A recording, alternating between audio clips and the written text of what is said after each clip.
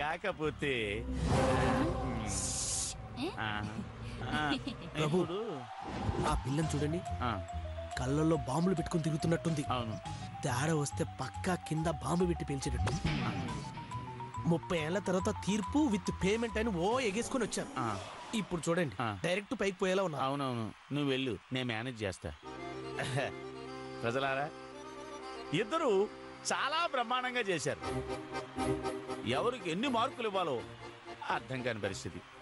అందుకని 3వ రౌండ్ చూసిన తర్వాతే ముందుకెళ్తాను. Let's start 3rd round. ఒయ్యారి బామ, నీ హంస నడక.